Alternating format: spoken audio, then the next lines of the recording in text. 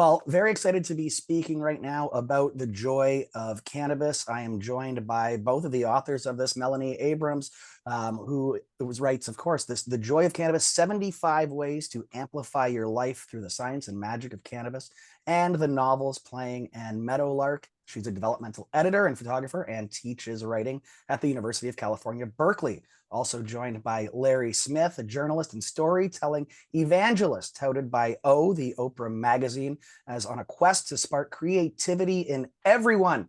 He is the founder of the 6-Word Memoir Project and book series, editor of the book The Moment, wild, poignant, life-changing stories from 125 writers and artists, famous and obscure, and speaks on storytelling in schools and at companies and conferences.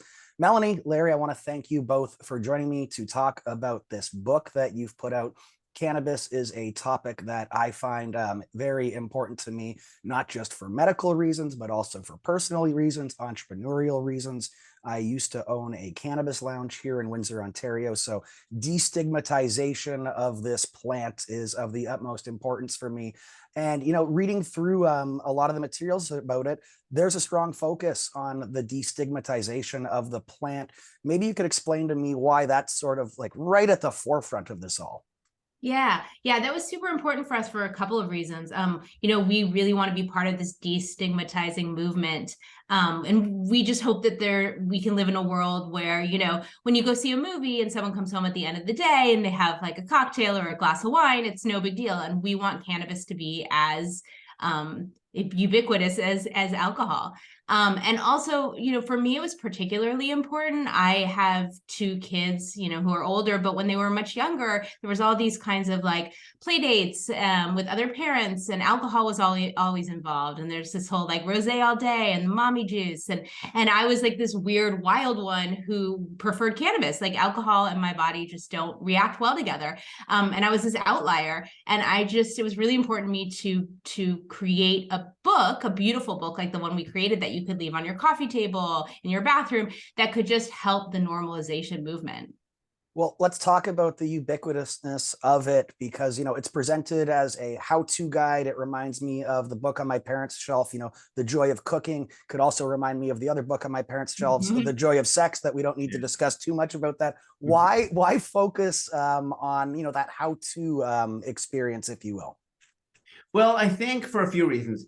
We say that the book is for the canna curious and the canna connoisseurs, right? And even the connoisseurs, we live in the Bay Area. Some of these friends and people who've been, using the plant for years in different, forms, they don't realize, well, the productivity aspects, the health benefits, the sleep benefits, that's becoming, more aware, and that's in the Bay Area. So we think about certainly in the US and Canada, increasingly legalization everywhere, and yet people still, even the connoisseurs, know so little about its many benefits. And really the benefits are why we're so sort of, I guess, just evangelistic about it. You should know about this because there's so much in it for you that's good and good for your health, but also so joyful. And that really is why it's called The Joy of Cannabis, because the book is a love letter to cannabis, but it's very much for the newer folks, a how-to guide that puts it all in one place, very accessible by, just your friend who knows a little bit more than you do and did the research. And we talked to the legends of the industry, and we talked to bud tenders, and we talked to regular people. And we asked them, what do you like to do high and why? And then there's just a ton of science in there, very sober science, but a ton of fun. So touch a bit on, you talk about some of the legends that you spoke with about the book. Could you list off a few? Well, one is Steve D'Angelo, who's considered, certainly in America, the father of legal cannabis, and he's been working so hard. Rick Doplin, who runs MAPS. And, Rick, I had interviewed Rick years ago in my journalism days, and I said, Rick, everything you've been working toward, the acceptance of, well, certainly psychedelics as well as cannabis for therapy, for PTSD, for all these different benefits, and these are Schedule I drugs. It's all happening. It's coming true. How good does it feel for 20 years ago, been working for over 20 years, to it all happening? So you know what, Larry? It feels great because he's on a mission, as are so many other people.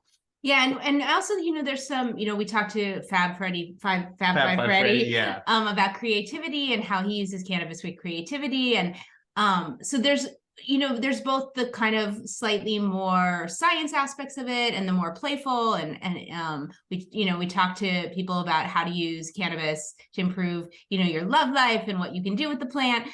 So there's like really, hopefully, we hope, something in there for everyone. Well, it's you talk as well in the book about how this is the golden age of cannabis. You were just referencing there, it's happened. It's happening, still slower than some people would like to see, but it's For sure. undeniable that things are moving at a much more rapid pace than they have been, even just going back 10 years ago, but 20 years ago, as you were referencing. What are some of the things that you see that make you optimistic, both of you, if you don't mind, about where things are heading towards? Well, for one, on the golden age thought, which we do believe, and every golden age is imperfect, but just it's so increasingly legal. You know exactly what you're getting in a way you didn't, back in the day when your college roommate made up hot brownies, or you bought it some other way. And yet it's such a wild, wild west of people don't know how to navigate a dispensary. It's intimidating. And so we had just very simple things like how to navigate the dispensary. We talked to dispensary owners who just gave really practical tips. Go ahead. No, and I would think just, this idea of like opening up the conversation to people, you're talking about why is this like the golden age of cannabis to a certain extent, the obviously legalization, but just that it's becoming, there is that destigmatizing movement that is taking root. Like Larry always talks about how his parents never got high. They got high once. I'll let you tell the story. So it's a golden age in a personal way as well for both of us. In one sense, my parents, wow, if they caught me like smoking reefer in high school, I'd be in trouble, right? And now my parents, who wonderful, cool people, but pretty buttoned down, they joke, we think we got high once in the 70s on New Year's Eve with our kooky chiropractor friend. That's a direct quote, John. But now I said, Dad, you have some nausea issues with chemo and appetite issues, which you never had before. Want to try cannabis? He's like, yeah. He knows it's not weird or that kind of thing anymore. He's like, and he knows, we're experts, but he's like, bring it in. My mom, sleep problems, years of insomnia. So do I. So does my sister. Through time and experimentation and figuring out, I found what works for my DNA, and there's a good chance it works for mom's and my sister's, and it does. And the fact that it is just so accepted by my own family and desired, and that's a microcosm of what's happening across the world. It's the legality was such a barrier for access to so many people who just said, I'm not going to go and buy something illegal. I don't want to take something that's illegal. So I can appreciate that personal story about, times have really rapidly changed. You break the book. And John, just on the legality, just one thing, because I feel like when we've done a lot of events with the book tour, and this idea is so somehow obvious and mind-blowing to people, which is, think about it. We live in a little blip from basically the 1930s to probably, 2030, when it's, at least in the US, federally legal, let's just say, hopefully by then, 100-year blip.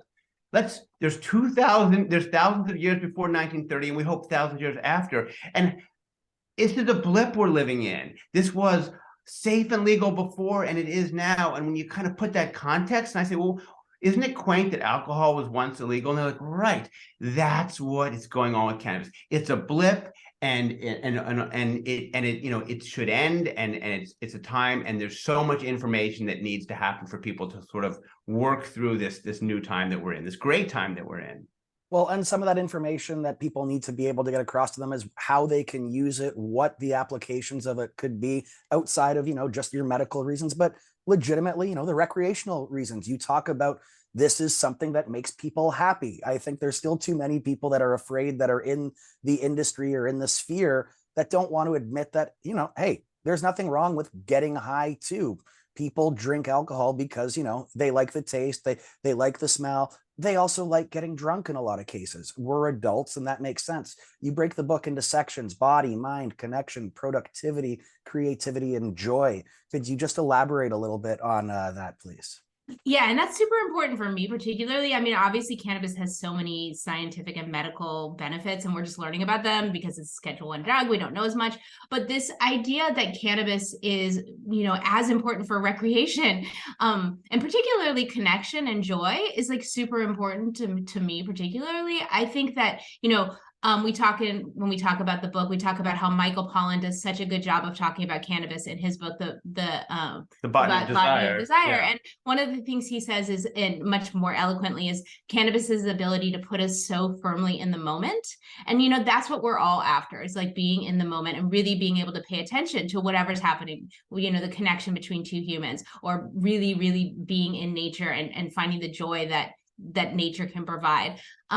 So yeah, the recreation piece and just the pure joy of it is a really big part of the book. Well, and it's how very opposite to alcohol as well, which is like the complete opposite of that connection. In so many cases, people are seeking, not to connect, but rather to disconnect, to pull out. Yeah. Right. It's a depressant, and cannabis, certainly many strains, depending on the terpene profiles, bring you up. And happiness has gotten to be such an industry in the last, certainly 20 or so years. And like, what a perfect piece of the happiness story that still is a secret, even in the increasingly legal world we live in. It's still a secret, and the secret should not stay a secret. We want to get it out in a really just a mainstream normalization way.